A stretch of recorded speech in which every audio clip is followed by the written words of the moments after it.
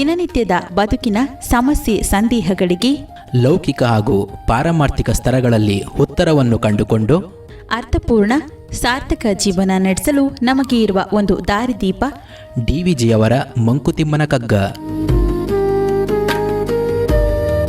ಕನ್ನಡದ ಭಗವದ್ಗೀತೆ ಎಂದು ಪ್ರಸಿದ್ಧವಾದ ಈ ಜ್ಞಾನ ಭಂಡಾರದ ಅನಾವರಣವೇ ನಿತ್ಯದ ಬದುಕಿಗೆ ಕಗ್ಗದ ಬೆಳಕು.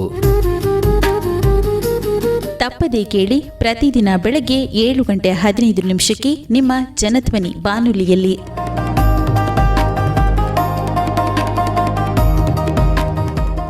ಎಲ್ಲರಿಗೂ ನಮಸ್ಕಾರ. ನಮ್ಮ ಕನ್ನಡ ಸಾಹಿತ್ಯದಲ್ಲಿ ಅನೇಕ ಮೇರು ಕೃತಿಗಳಿವೆ. ಅದು ಸಾಹಿತ್ಯ ಜ್ಞಾನ ಭಂಡಾರವೇ ನಮ್ಮ ಕನ್ನಡ ನಾಡು ಇಡೀ ಜಗತ್ತಿಗೆ ಕೊಟ್ಟಿದೆ. ಅಂತಹ ಮೇರು ಕೃತಿಗಳ ಪೈಕಿ ಮುಕುಟಪ್ರಾಯ, ಕಿರೀಟದಲ್ಲಿದೆ ಅಂತ ಅಂದ್ಕೊಳ್ಬಹುದಾದಂತಹ ಒಂದು ಮಹಾನ್ ಕೃತಿ ಅಂತಂದರೆ ಮಂಕುತಿಮ್ಮನ ಕಗ್ಗ. ಈ ಮಂಕುತಿಮ್ಮನ ಕಗ್ಗ ಗ್ರಂಥದ ಹೆಸರನ್ನು ಕೇಳದೇ ಇರೋರು ಬಹುಶಃ ಯಾರೂ ಇಲ್ಲ. ಆದರೆ ದುರದೃಷ್ಟವಶಾತ್ ಅದನ್ನು ಪೂರ್ತಿಯಾಗಿ ಓದಿದ್ದೀನಿ ಅಂತ ಹೇಳೋವಂಥವ್ರು ಬಹಳ ಕಡಿಮೆ. ಆ ಒಂದು ಕೊರತೆಯನ್ನು ನೀಗಿಸೋದಕ್ಕೆ ಒಂದು ಪ್ರಯತ್ನ ನಾವು ಈಗ ಮಾಡೋಣ ಅಂತ ಹೊರಟಿದ್ದೀವಿ. ಎಲ್ಲರೂ ನಮ್ಮ ಜೊತೆ ಸೇರಿಕೊಂಡ್ರೆ ನಮಗೆ ಬಹಳ ಸಂತೋಷ. ಈ ಮಂಕುತಿಮ್ಮನ ಕಗ್ಗ ನಮಗೆಲ್ಲ ಗೊತ್ತಿರೋ ಹಾಗೆ ರಚಿಸಿರುವಂಥವರು ಡಿ.ವಿ. ಗುಂಡಪ್ಪನವರು, ದೇವನಹಳ್ಳಿ ವೆಂಕಟರಮಣಪ್ಪ ಗುಂಡಪ್ಪನವರು. ಅವರು ಈ ಗ್ರಂಥವನ್ನು ರಚನೆ ಮಾಡಿದ ನಂತರವೂ ಕೂಡ ಅನೇಕ ಗ್ರಂಥಗಳನ್ನು, ಅನೇಕ ಕೃತಿಗಳನ್ನು ರಚನೆ ಮಾಡಿದ್ದಾರೆ. ಅವರು ನಾವು ಬಗೆದಷ್ಟು ಸಿಕ್ಕುವಂಥ ಜ್ಞಾನ ಭಂಡಾರ ಅಂತ ಹೇಳಿದರೆ ತಪ್ಪಾಗಲಾರ್ದು. ಮಂಕುತಿಮ್ಮನ ಕಗ್ಗವು ಕೂಡ ಅನೇಕ ವೈಶಿಷ್ಟ್ಯಗಳನ್ನು ಹೊಂದಿರುವಂಥ ಒಂದು ಗ್ರಂಥ. ಈ ವೈಶಿಷ್ಟ್ಯಗಳನ್ನು ನಾವು ಕ್ರಮವಾಗಿ ತಿಳ್ಕೊಳ್ಳೋದಕ್ಕೆ ಪ್ರಯತ್ನ ಪಡೋಣ. ಮೂಲಭೂತವಾಗಿ ಈ ಗ್ರಂಥದಲ್ಲಿ ಚೌಪದಿ ಅನ್ನುವಂತಹ ಪದ್ಯಗಳ ರೂಪದಲ್ಲಿ ಅನೇಕ ವಿಚಾರಗಳನ್ನು ಡಿ.ವಿ.ಜಿ. ಅವರು ನಮಗೆ ಬಿಡಿಸಿಟ್ಟಿದ್ದಾರೆ. ಈ ಚೌಪದಿ ಅಂದರೆ 4 ಸಾಲುಗಳ ಒಂದು ಪದ್ಯ. ಇದರಲ್ಲಿ ಇನ್ನೊಂದು ವಿಶೇಷ ಏನಪ್ಪ ಅಂದರೆ ಇದರಲ್ಲಿ ಆದಿಪ್ರಾಸ ಅಂತ ಹೇಳ್ತೀವಿ. ಅಂದರೆ ಪ್ರತಿಯೊಂದು ಸಾಲಿನ 2ನೆಯ ಅಕ್ಷರ ಒಂದೇ ರೀತಿದ್ದಾಗಿರುತ್ತೆ.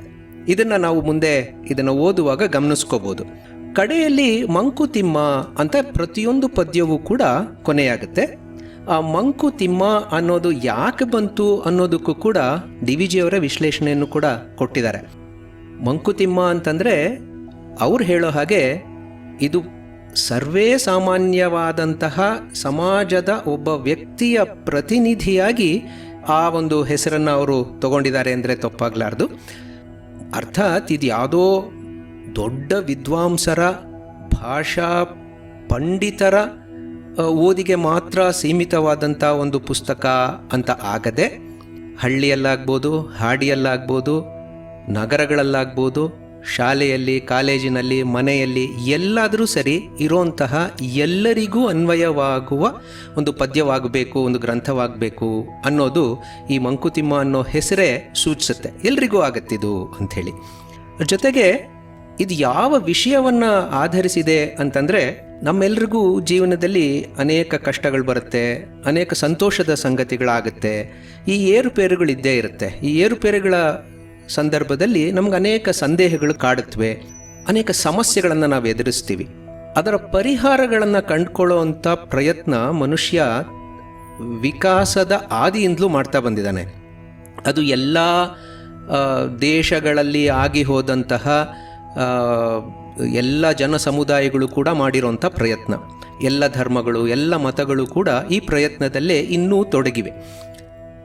ಡಿ.ವಿ.ಜಿ. ಅವರು ಪ್ರಪಂಚದಲ್ಲಿರುವಂಥ ಈ ಎಲ್ಲ ಅಂಶಗಳನ್ನು ಗಮನಿಸಿ ಎಲ್ಲದರಿಂದ ಚೂರು ಆಯ್ಕೆ ಮಾಡಿಕೊಂಡು, ಮುಖ್ಯವಾದಂಥದ್ದನ್ನು ಆಯ್ಕೆ ಮಾಡಿಕೊಂಡು ಈ ಕಗ್ಗವನ್ನು ನಾನು ರಚನೆ ಮಾಡಿದ್ದೀನಿ ಅಂತ ಕಗ್ಗದಲ್ಲೇ ಹೇಳಿದ್ದಾರೆ. ಹಾಗಾಗಿ ನಮಗೆ ಈ ಒಂದು ಗ್ರಂಥ ಓದೋದ್ರಿಂದ ಬರೀ ಯಾವುದೋ ಒಂದು ಜಾಗದ ಒಂದು ವಿಚಾರದ ವಿಷಯಗಳು ತಿಳಿಯೋದು ಅನ್ನೋದಷ್ಟೇ ಅಲ್ಲದೆ ಪ್ರಪಂಚದಲ್ಲಿರುವಂಥ ಏನೆಲ್ಲ ಜ್ಞಾನ ಶೇಖರಣೆಯಾಗಿದೆ ಅದರ ಮುಖ್ಯಾಂಶಗಳು ಜೀವನಕ್ಕೆ ಅನ್ವಯವಾಗುವ ರೀತಿಯಲ್ಲಿ ಇಲ್ಲಿ ಪ್ರತಿಬಿಂಬಿತವಾಗಿದೆ. ಇದು ಯಾವುದೋ ದೇವರ ಬಗ್ಗೆ, ಯಾವುದೋ ಬಹಳ ಘನವಾದಂಥ ತತ್ವದ ಬಗ್ಗೆ, ನಮಗೆ ಅರ್ಥ ಆಗದೇ ಇರುವಂಥ ಶಾಸ್ತ್ರಗಳ ಬಗ್ಗೆ ಅಂತ ಕೆಲವ್ರಿಗೆ ಅನ್ನಿಸ್ಬಹುದು. ಅದು ಹಾಗಲ್ಲ. ನಿತ್ಯ ಜೀವನದಲ್ಲಿ ನಾವೆಲ್ಲ ಎದುರಿಸುವಂಥ ವಿಚಾರಗಳೇ ಇಲ್ಲಿ ಹೇಳಿರೋವಂಥದ್ದು. ಬರೀ ಹೇಳಿ ಅಥವಾ ಕೇಳಿ ಬಿಟ್ಬಿಟ್ಟಿದ್ರೆ ಇದು ಇಷ್ಟು ದೊಡ್ಡ ಗ್ರಂಥವಾಗ್ತಾ ಇರಲಿಲ್ಲ. ಇಷ್ಟು ವರ್ಷಗಳಾದರೂ ಕೂಡ ಇದು ಇಷ್ಟು ಜನಪ್ರಿಯವಾಗ್ತಾ ಇರಲಿಲ್ಲ. ಇದರಲ್ಲಿ ವಿಶೇಷ ಏನಂದರೆ ನಮ್ಮ ಚೌಕಟ್ಟಿನಲ್ಲಿ ನಾವು ಎದುರಿಸ್ತಾ ಇರುವಂತಹ ಸಮಸ್ಯೆಗಳಿಗೆ ಉತ್ತರಗಳನ್ನು ಕಂಡುಕೊಳ್ಳೋದಕ್ಕೆ ಪರಿಹಾರ ಮಾರ್ಗಗಳು ಅನ್ಬಹುದಾದಂಥ ರೀತಿಯಲ್ಲಿ ಒಂದು ಚೌಕಟ್ಟನ್ನು DVG ಅವರು ಇಲ್ಲಿ ಪ್ರತಿಬಿಂಬಿಸ್ತಾರೆ. ಸೊ ಅದನ್ನು ನಾವು ಅರ್ಥ ಮಾಡಿಕೊಂಡು ನಮಗೆ ನಾವು ಅನ್ವಯ ಮಾಡಿಕೊಂಡ್ರೆ ಖಂಡಿತವಾಗಿಯೂ ನಾವು ಹೆಚ್ಚು ಪರಿಪೂರ್ಣವಾದಂಥ ಸಾರ್ಥಕವಾದಂಥ ಜೀವನವನ್ನು ನಡೆಸಬಹುದು ಅಂತ ನಮಗನ್ಸುತ್ತೆ. ಸೊ ಆ ಪ್ರಯತ್ನದಲ್ಲಿ ನೀವೆಲ್ಲರೂ ಭಾಗಿಯಾಗಬೇಕು ಅಂತ ನಮ್ಮ ಒಂದು ಸಂದೇಶ.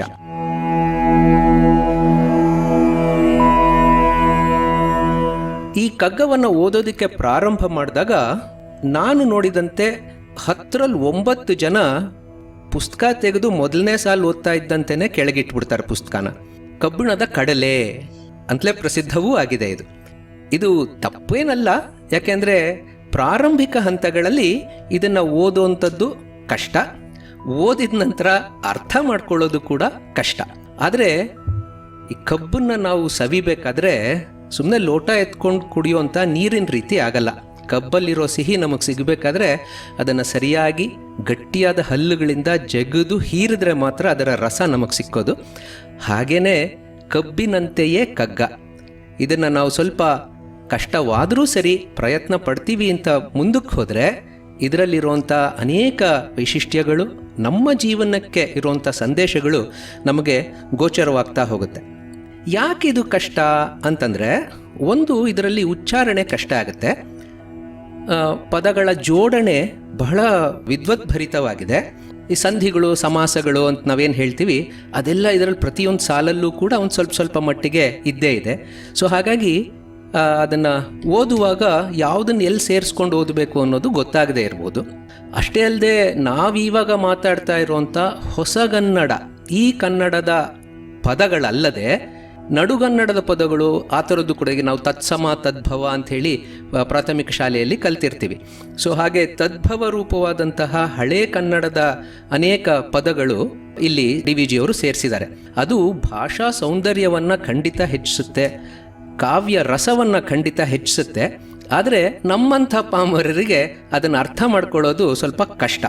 ಹಾಗಿದ್ದಾಗ್ಯೂ ಕೂಡ ಇದರ ಒಂದು ವೈಶಿಷ್ಟ್ಯ ಏನಂದರೆ, ಇದನ್ನು ನಾವು ಪ್ರಯತ್ನ ಮಾಡ್ತಾ ಸುಲಭವಾಗ್ತಾ ಹೋಗುತ್ತೆ.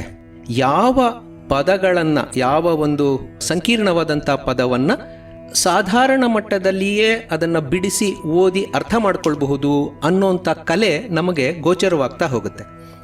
ಒಂದು ನಾವು ಮಾಡಬೇಕಾಗಿರೋದೇನೆಂದರೆ, ಈ ಪದ್ಯಗಳನ್ನು ಸ್ವಲ್ಪ ಜೋರಾಗಿ ಓದುವಂಥದ್ದು. ಮನಸ್ಸಿನಲ್ಲೇ ಓದ್ಕೊಳ್ಳೋಣ ಅಂತ ಅನಿಸುತ್ತೆ. ಅದರಲ್ಲೂ ವಿಶೇಷವಾಗಿ ತಪ್ಪು ಎಲ್ಲ ಆಗ್ಬಿಡುತ್ತೋ, ಯಾರ ಕಿವಿಗೆ ತಪ್ಪು ಬಿದ್ದುಬಿಡುತ್ತೋ ಅಂತಲೂ ಅನಿಸ್ತಾ ಇರುತ್ತೆ. ಹಾಗಿದ್ರೂ ಕೂಡ ಜೋರಾಗಿ ನಮ್ಮ ಕಿವಿಗೆ ಬೀಳೋ ಹಾಗೆ ನಾವು ಓದ್ಕೊಂಡ್ರೆ ತಪ್ಪು ಎಲ್ಲಾಗ್ತಿದೆ ಅಂತ ನಮಗೆ ಗೊತ್ತಾಗುತ್ತೆ. ನಾವು ಅದನ್ನು ತಿದ್ದುಕೊಳ್ಳೋದಕ್ಕೆ ಸುಲಭ ಆಗುತ್ತೆ. ಪದಚ್ಛೇದ ಅಂತ ಹೇಳ್ತೀವಿ.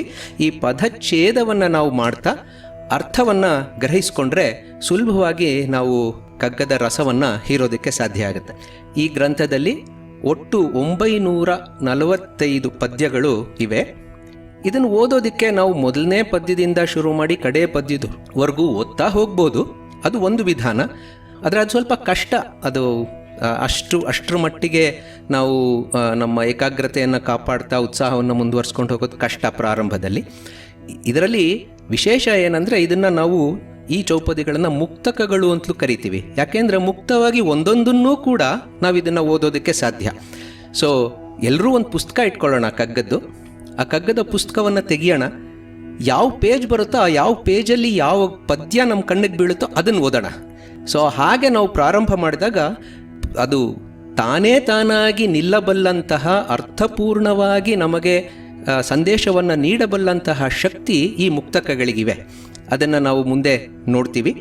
ಸೊ ಪ್ರತಿಯೊಂದು ಮುಕ್ತಕಕ್ಕೂ ಕೂಡ ತನ್ನದೇ ವಿಶೇಷ ಅರ್ಥ ಇದೆ. ಅದನ್ನು 3 ಸ್ತರಗಳಲ್ಲಿ, ಅಂದರೆ ಪದಗಳ ಅರ್ಥ, ಭಾವಾರ್ಥ ಅಂದರೆ ನಮ್ಮ ನಿತ್ಯ ಜೀವನಕ್ಕೆ ಒಂದು ಸಂದೇಶ, ದೊಡ್ಡ ಮಟ್ಟದ ಪಾರಮಾರ್ಥಿಕವಾದಂತಹ 3ನೆಯ ಅರ್ಥ. ಸೊ ಹೀಗೆ DVG ಅವರು ಅದ್ಭುತವಾಗಿ ಈ ಸಂದೇಶವನ್ನು ಒಂದು ಸಣ್ಣ 4 ಸಾಲಿನ ಪದ್ಯಗಳಲ್ಲಿ ಜೋಡಿಸಿ ನಮಗೆ ಕೊಟ್ಟಿದ್ದಾರೆ. ಅದನ್ನು ನಾವೆಲ್ಲರೂ ಓದೋಣ, ಅರ್ಥ ಮಾಡ್ಕೊಳ್ಳೋಣ, ಅದರಲ್ಲಿರೋ ಸಂದೇಶವನ್ನು ಅನ್ವೇಷಣೆ ಮಾಡ್ತಾ ಮುಂದಕ್ಕೆ ಹೋಗೋಣ.